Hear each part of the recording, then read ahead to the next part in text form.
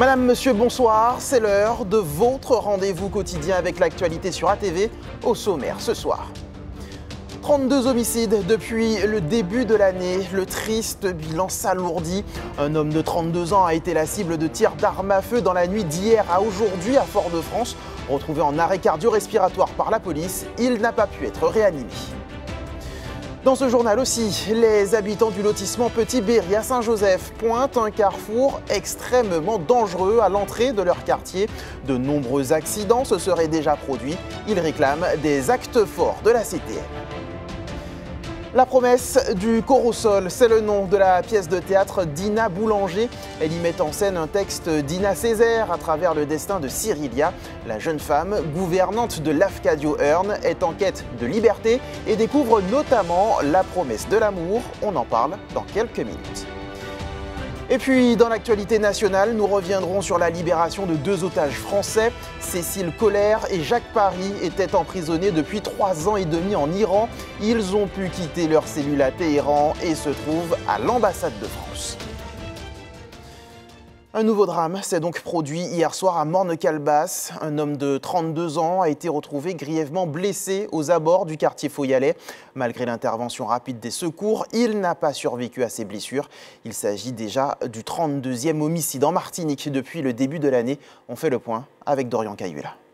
Hier, aux abords du chantier d'un célèbre fast-food de Fort-de-France, un homme de 32 ans a trouvé la mort vers 1h du matin. À moto, il aurait essuyé plusieurs tirs avant de s'effondrer à l'entrée du chantier. Selon nos premières informations, il semblerait que la victime fêtait un anniversaire avec des amis dans le quartier. Les traces de sang encore visibles sur le bitume témoignent de la violence des faits.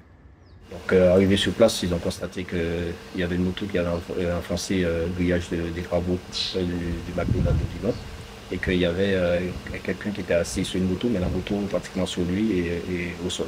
Ça commence au début de la rue et puis c'est terminé dans le grillage. Je pense que il y a sûrement des témoins qui ont vu puisque les gens ont appelé. Donc voilà, le découpé c'est qu'il était toujours à moto. Quand il s'est fait tirer dessus, il était toujours à moto et il roulait en fin de compte.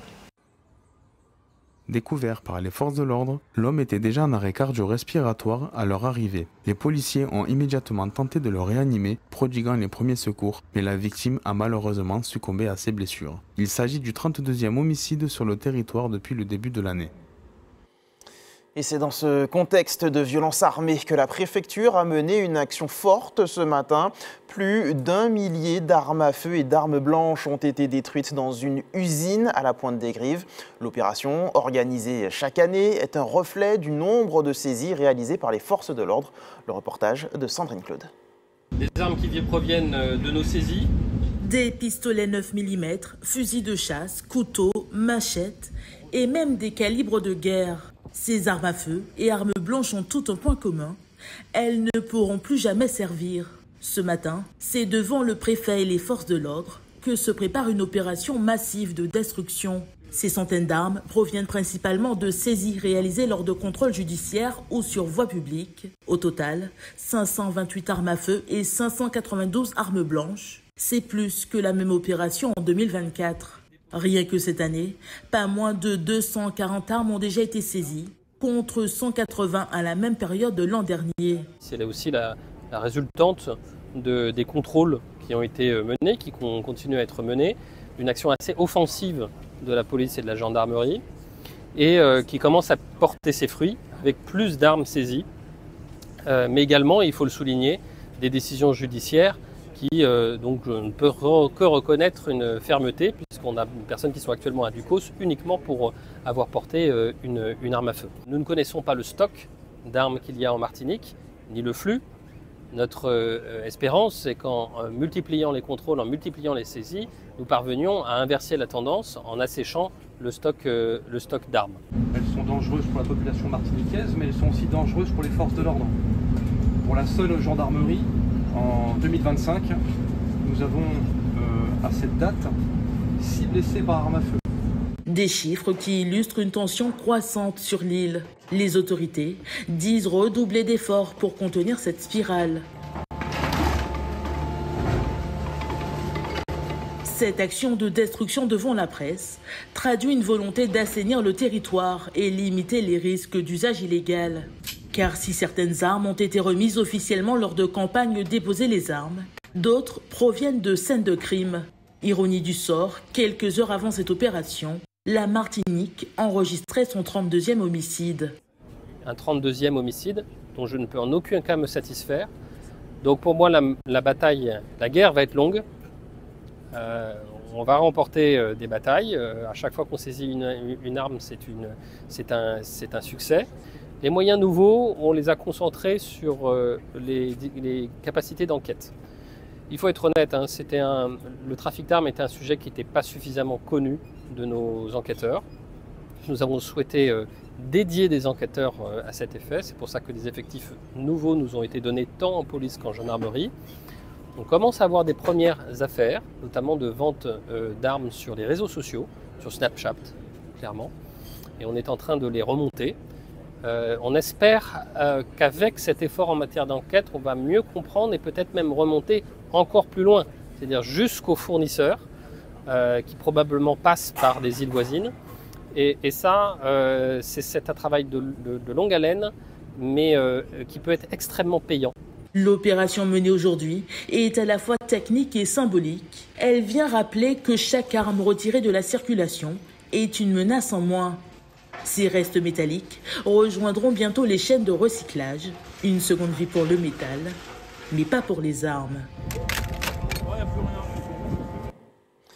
À la une aussi de l'actualité, les habitants du lotissement Petit Berry à Saint-Joseph tirent la sonnette d'alarme. L'accès et la sortie de leur quartier seraient particulièrement dangereux, faute de visibilité. Si des miroirs ont été installés par la municipalité, les riverains jugent la mesure insuffisante et font appel à la collectivité territoriale. Les explications de Ryan Aneas. Des voitures qui s'engagent à l'aveugle, d'autres qui freinent brusquement. Chaque entrée ou sortie du lotissement Petit Berry se joue à qui tout double. Un problème qui dure depuis une dizaine d'années, mais que la mairie a su calmer grâce à ces deux miroirs qui facilitent le quotidien des riverains. Malgré ça, les accidents continuent et le ras-le-bol des habitants perdure. On n'a pas de visibilité, on est dans un virage et en même temps dans une descente pour entrer dans le lotissement, donc c'est compliqué. L'entrée du lotissement se trouve entre deux virages normalement limités à 50 km/h, mais très peu d'automobilistes respectent cette limitation. Une zone dangereuse qui a déjà provoqué des accidents, comme nous l'explique André, habitant du quartier. J'étais en train de sortir et j'ai pas eu directement l'accident. Ma voiture n'a pas été abîmée elle-même.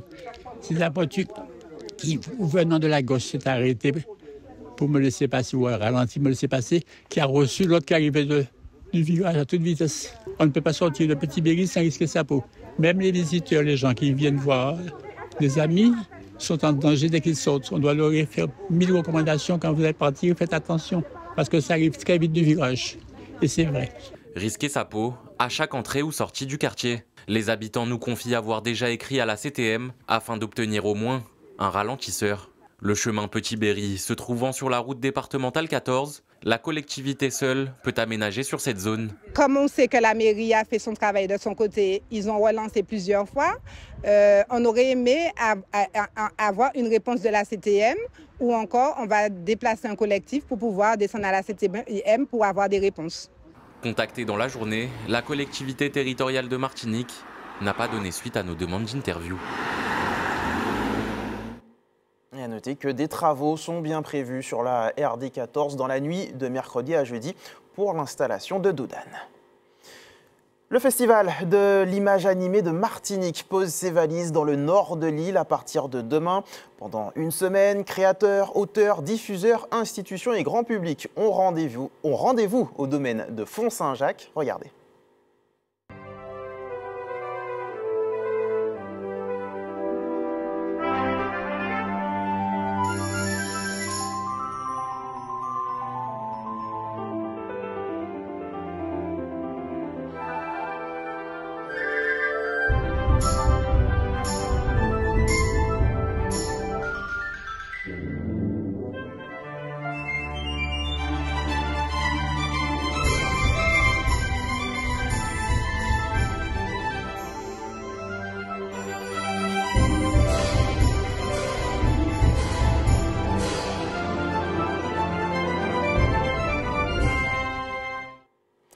Et nous recevons ce soir le fondateur du festival, Yohann Pavadé, et une jeune autrice réalisatrice de talent, Renalia Mirandné.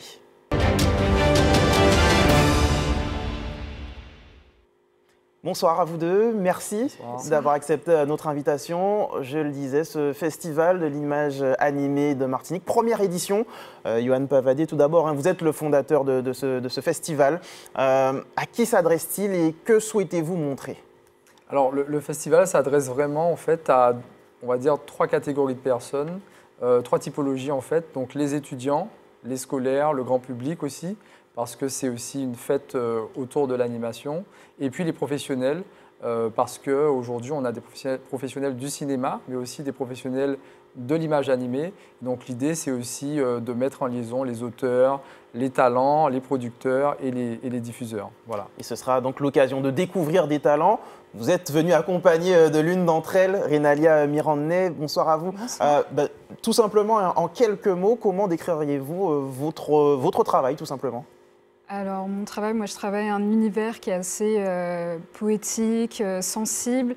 Là, le projet sur lequel que je développe pendant la résidence, c'est un projet qui parle de biodiversité caribéenne et notamment martiniquaise, qui parle de la nuit et de tous les chants qu'on peut entendre. Effectivement, vous êtes actuellement en résidence, une résidence qui sera restituée mercredi prochain, le 12 novembre.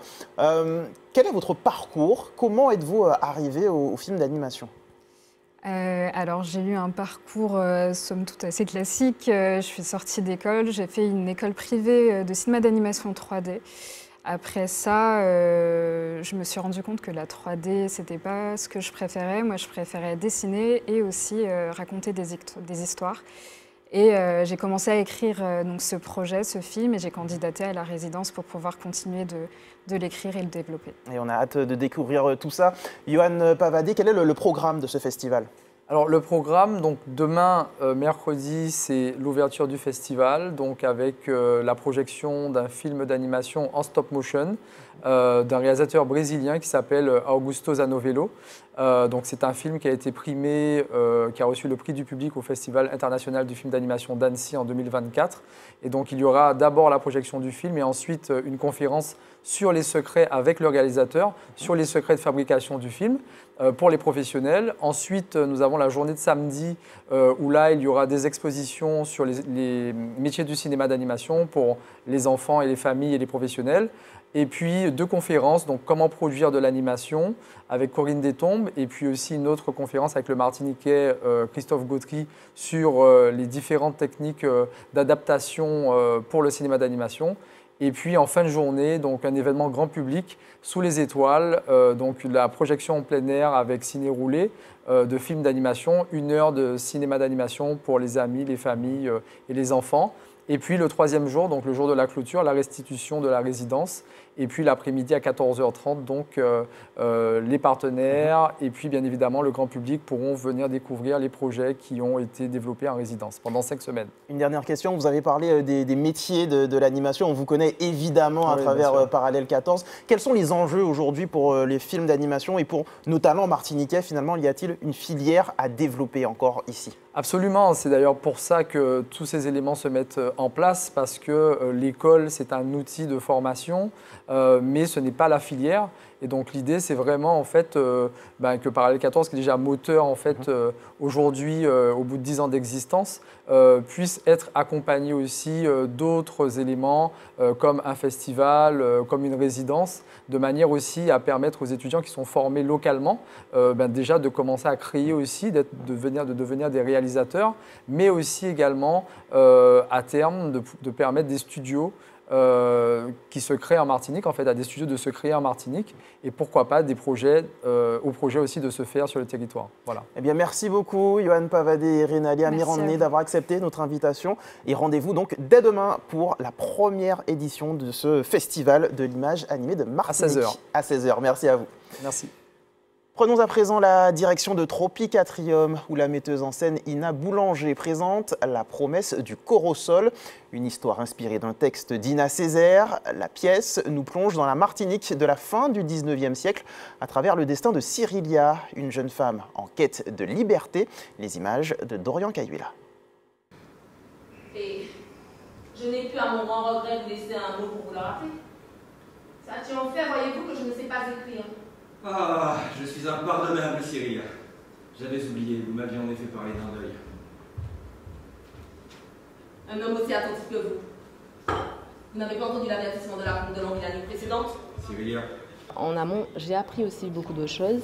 Enfin, je connaissais l'essentiel, mais il y avait des subtilités que je n'avais pas, puisque ça date de 1900. Mais ça se veut contemporain aussi, hein. Oui. Hein, c'est surtout ce qu'elle voulait faire. Mais c'est vrai que moi, j'ai vécu en amont quelques jours à Saint-Pierre pour vraiment m'imprégner du lieu. J'ai lu aussi des livres sur les costumes, les bijoux. Donc c'est tout un travail qui a été fait. Donc il a un chemin de vie qu'il doit accomplir et il est effectivement torturé, puisque effectivement, il s'est passé des choses. Il a été chamboulé par Cyrilia, comme elle l'a été également. Et ça a bousculé leur vie. C'est une rencontre improbable autour d'un corps au sol. Et donc effectivement, c'est une rencontre qui a créé du lien. Et c'est juste quelqu'un qui n'a pas envie de défaire ce lien. C'est la créativité en fait. Et surtout, ouais, vous avez raison, c'est-à-dire que j'ai fait la différence entre moi, Cyrilia, gouvernante de l'AFCA du Hearn, dont la promesse du corps au sol s'inspire, parce que la promesse du corps au sol, c'est une fiction. Moi, Cyrilia, gouvernante de l'AFCA du Hearn, c'est un témoignage, c'est un ouvrage ethnographique de Ina Césaire et présenté sous forme de nouvelles parce que ses talents d'écriture sont ce que l'on sait. Culture toujours, après avoir enflammé la scène de la Cigale à Paris dimanche, Lissy Nice Jean sera à Tropicatrium demain soir. Un concert événement où la chanteuse guadeloupéenne présentera son nouveau projet, Storytime Prélude. Elle était de passage dans nos locaux ce matin, un entretien réalisé par Loïc Régis, Laura Hago et Ryan Anias. Lissy Nice Jean, bonjour. Bonjour. Merci d'avoir fait escale dans nos locaux ce matin. Avec grand plaisir. Vous sortez de l'avion, j'ai envie de dire, quasiment après un très beau concert à la Cigale, à Paris, qui lance finalement votre tournée. Exactement. Avec donc une date déjà demain en Martinique, à l'Atrium. C'est ça, l'Atrium. À quoi faut-il s'attendre? Eh bien, déjà, ce sera un show que j'ai jamais fait. C'est un show où on a décidé cette fois d'avoir une directrice artistique, donc qui gère à la fois la déco, de la chorégraphie, des tenues de scène, parce que moi j'ai pas l'habitude de changer de tenue sur scène, etc. Donc, ce que je peux dire déjà, c'est qu'il y aura une vraie direction artistique visuelle en plus de la musique. Après le reste, il faut venir sur place pour découvrir, mais il y aura des surprises. Le concert à la Cigale a fait pas mal de bruit, notamment sur les réseaux. Oui. On a vu beaucoup de stories avec des gens qui ont énormément apprécié, notamment le côté choral, etc. Yes. On sera à peu près dans la même direction où chaque concert est vraiment différent. C'est le même show que je présente à chaque fois. On aura un peu moins de choristes cette fois, parce que c'était compliqué de partir avec toute l'équipe. Malheureusement, j'aurais adoré partir avec tout le monde. On a dû faire quelques choix. Il y aura quand même mes choristes, mais il n'y aura pas les 6 choristes que j'avais sur scène avec moi à Paris. Mais ouais, c'est le même show qu'on présentera en Guadeloupe, Martinique, Guyane. Cette tournée de concerts donc, qui a débuté à la Cigale, on l'a dit, avec la Martinique, puis la Guadeloupe et la Guyane, s'appuie aussi sur la sortie de votre nouvelle EP, Storytime Prélude. Que peut-on dire de ce projet? Ce projet, c'est déjà ça accompagne, comme vous le dites, la tournée. Et ça faisait un moment que je devais un projet à mon public. Je dis devoir parce que ça fait longtemps qu'ils me le demandent. Donc si le public demande, il faut leur donner en fait. Et j'ai pris énormément de temps à sortir ce projet. Surtout qu'il était censé sortir à la même période que Danger. Mais moi, je ne savais pas que Danger allait exploser comme ça. Donc je me suis beaucoup remise en question à ce moment-là. Je me suis dit, mince, est-ce qu'il ne faut pas changer des choses sur l'EP? Du coup, j'ai repoussé un petit peu la sortie. Mais sinon, ce que je peux dire vraiment sur l'EP, c'est que c'est encore un univers musical éclectique. C'est vrai que j'aime pas me répéter, j'aime pas que ce soit redondant, donc je prends beaucoup de temps à sortir mes projets aussi pour ça. J'aime bien prendre le temps d'explorer toute ma palette musicale et que les gens puissent y trouver des choses différentes, quoi, des émotions différentes, des registres musicaux différents aussi. 6 titres à l'heure du stream où souvent les artistes aiment bien accumuler les morceaux sur leur projet afin de booster un peu les chiffres. Vous faites un choix totalement différent. Ouais, je pense que j'ai l'impression que quand on sort des albums trop longs, chaque titre n'a pas la même attention. C'est-à-dire qu'il y a trop de contenu et comme on est dans une période un peu, enfin dans une ère un peu où la consommation, c'est de la surconsommation, on remballe vite en fait.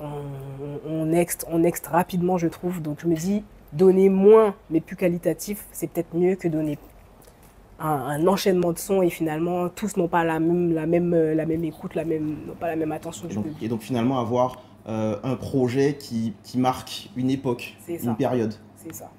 Vous m'avez parlé de Danger, de la surprise que ça vous a procuré finalement le succès de Danger. Pourtant, vous êtes habitué au succès, vous avez de nombreux titres qui ont très très bien marché, on les entend régulièrement, notamment en radio, on voit les clips passer. Pourquoi cette surprise ? Ben, j'ai eu des succès, oui, mais j'ai jamais eu un succès comme Danger. Il est sorti pile l'année de mes 10 ans de carrière. Et c'est au bout de 10 ans que je fais mon plus gros hit en fait. C'est ça, Danger, c'est mon plus gros hit. Et j'ai jamais eu ce genre de score, j'ai jamais eu cet accueil du public.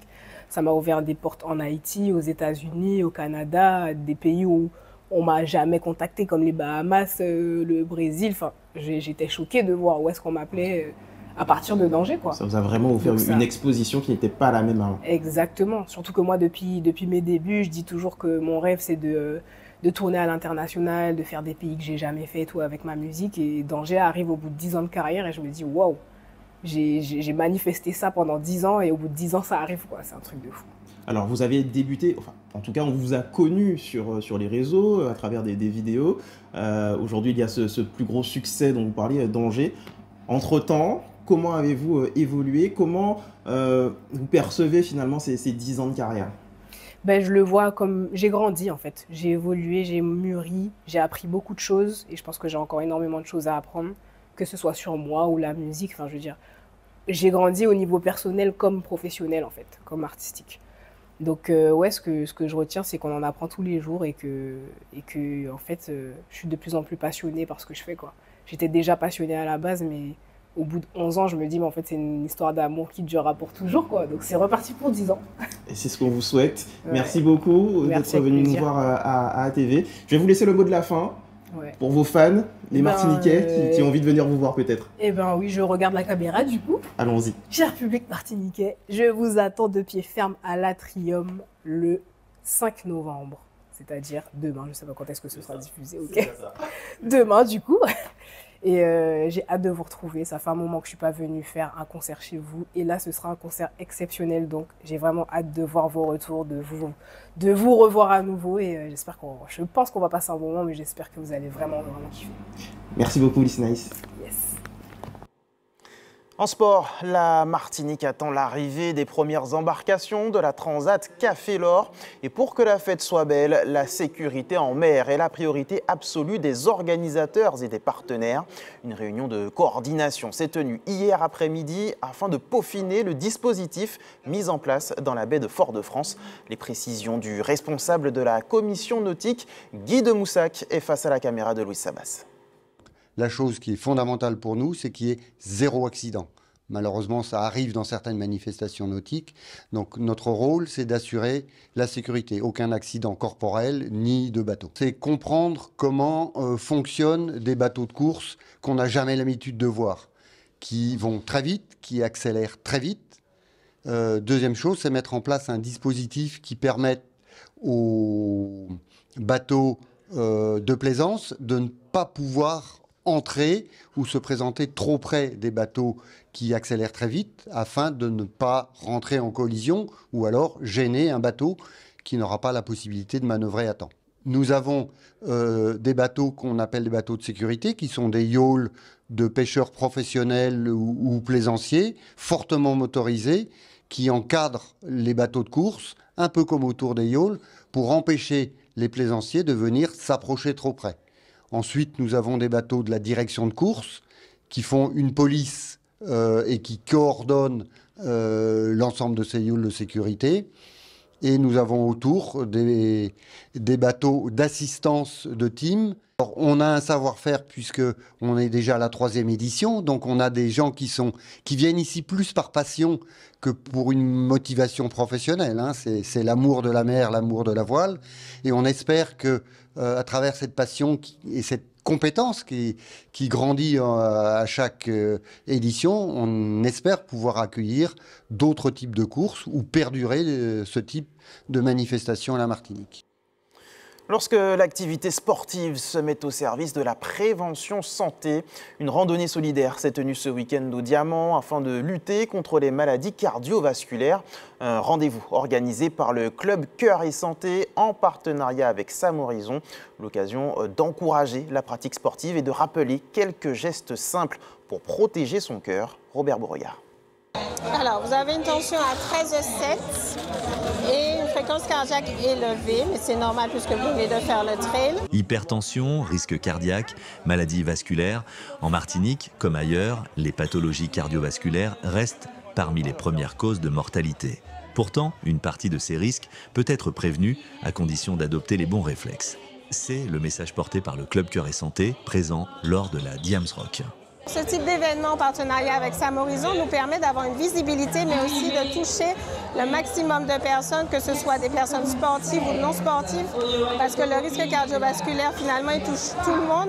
On sait qu'aux Antilles, il y a une prévalence de personnes atteintes d'hypertension artérielle et atteintes de surpoids, voire d'obésité. Donc il est essentiel de diffuser ce message. Sous leur tente, les bénévoles du club accueillent les participants, tensiomètre en main. Prise de tension, conseils personnalisés, petit quiz pour tester les réflexes en cas d'urgence. Quelle est votre réaction première? Une urgence cardiaque? Si vous avez une personne qui est malade, oui, qu'est-ce que vous faites? Je vais appeler peut-être le 16. Le 15.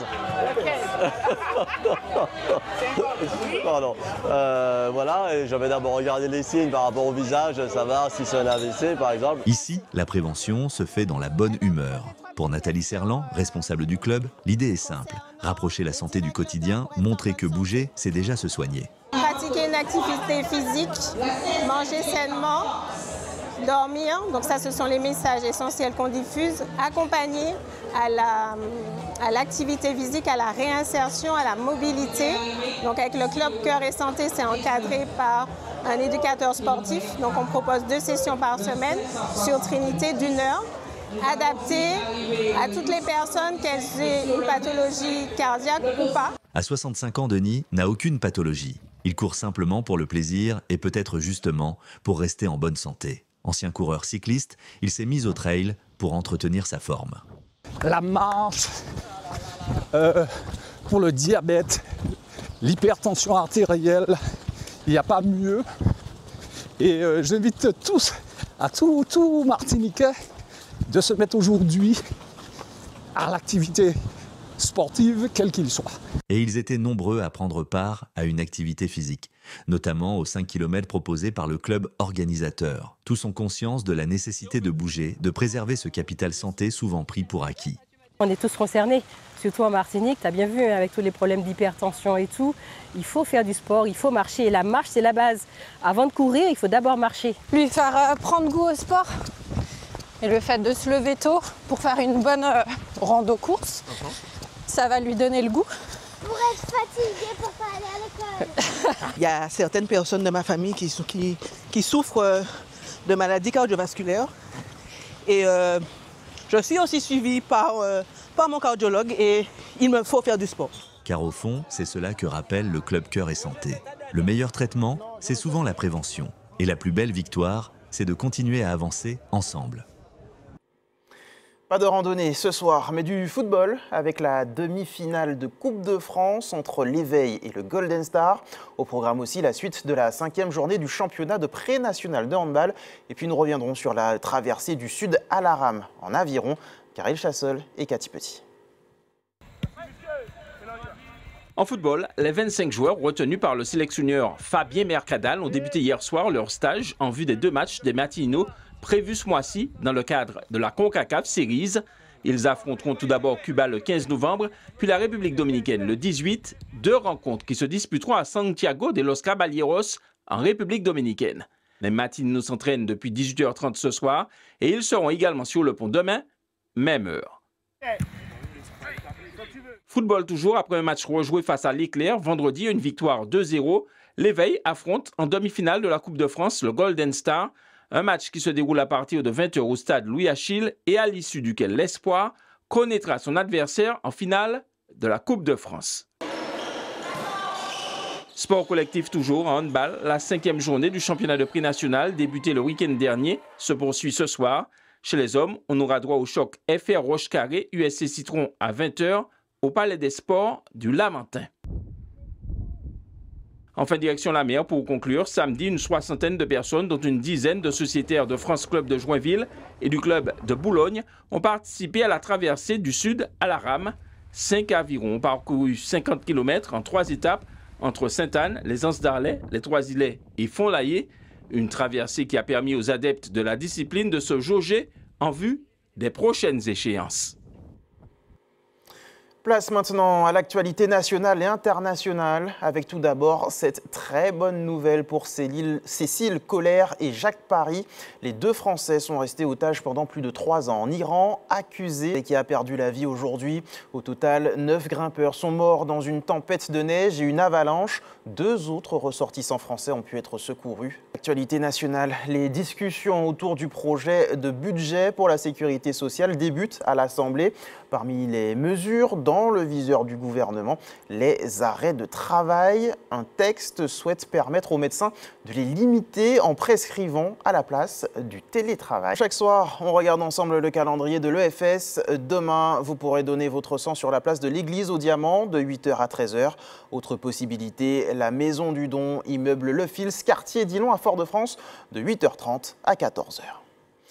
Avant de se quitter, je vous rappelle la principale information de ce mardi 4 novembre. Un 32e homicide s'est produit dans la nuit à Fort-de-France. Un homme a été retrouvé grièvement blessé par balle au quartier Morne-Calbas. Malgré l'intervention rapide des secours, il n'a pas survécu à ses blessures. Ça y est, c'est la fin de cette édition. Merci de l'avoir suivi en notre compagnie. L'actualité continue sur nos réseaux sociaux et notre chaîne YouTube. Quant à moi, je vous donne rendez-vous demain, même heure. Passez une excellente soirée sur ATV.